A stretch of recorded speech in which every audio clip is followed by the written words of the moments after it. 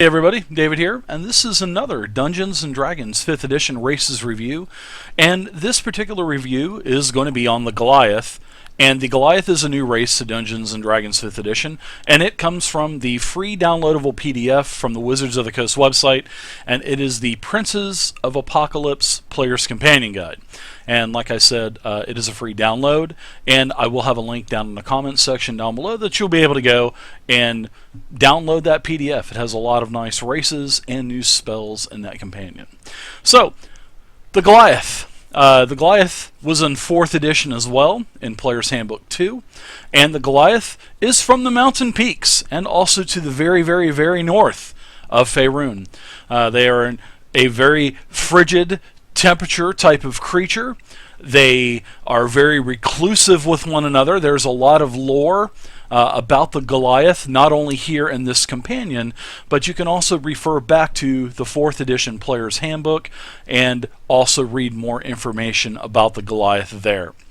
So, what this does is this PDF basically describes, that they're the bodies of the Goliath. They look like they're part of the mountains, and they have the strength of stone.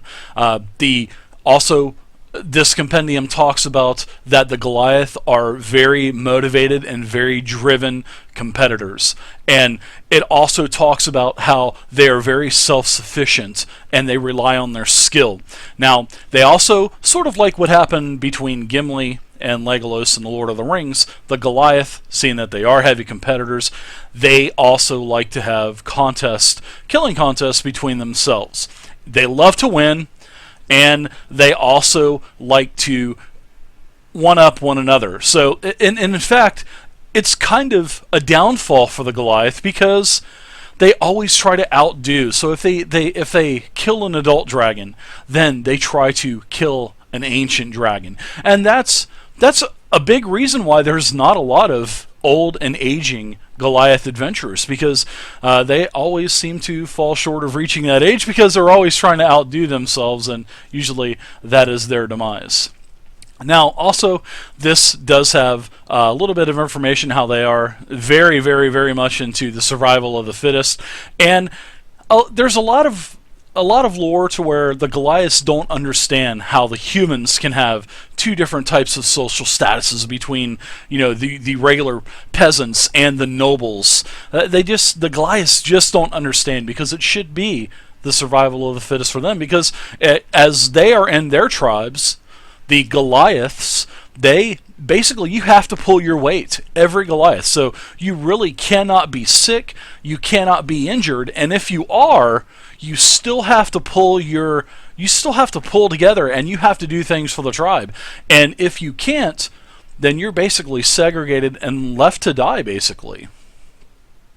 So that is it for basically the lore of the Goliath. And, I basically just kind of went over several things. But like I said, you can also refer back to, also the Player Handbook 2 and D&D 4th edition has a lot of good information on the Goliath also.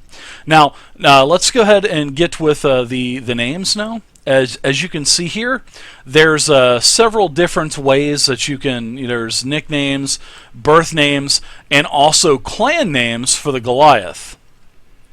And it gives you all kinds of different examples, and you can kind of cut and splice the consonants and the vowels and make your own names as well. So it's really nice that not only in this free, Princess of Apocalypse companion guide, the Player's Companion Guide, also in the Player's Handbook, all of the original 8 or 10 races, they also give you a lot of, birth names, tribe names, female names, male names, and it's really nice. Now, let's take a look at the Goliath's traits, because I think that's what everybody wants to see anyway. So, for the ability score increases, the Goliath is going to get a +2 ability score increase to strength, and a +1 ability score increase to Constitution. So you're going to gain 3 points, 3 free ability points. Really nice. Now, for the age of Goliaths, they have a lifespan that is comparable to the humans. And they enter their adulthood around say about their late teens, middle to late teens, and they usually live to be about a century old. That's if they're really not an adventurer and they're continuing trying to outdo their trophies. Now, for the alignment, the Goliaths are basically, they try to stay neutral. Now, you can have evil Goliaths, you can have good Goliaths. I mean, you can even take their lore and maybe even have an outcast, maybe a Goliath that was hurt, and maybe was put to an outcast, so that maybe made that Goliath evil, maybe it made that Goliath good. It's totally up to you how you want to play your character. I mean, just because it labels Goliath as mostly being neutral, you don't have to play that way. You can play any way that you want to. Now, for the size of the Goliath, they stand between 7 and 8 feet tall, which still makes them medium, which is pretty crazy.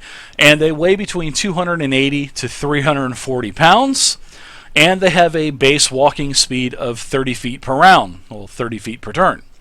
Now, they also get a couple skills also. They get a couple, racial features.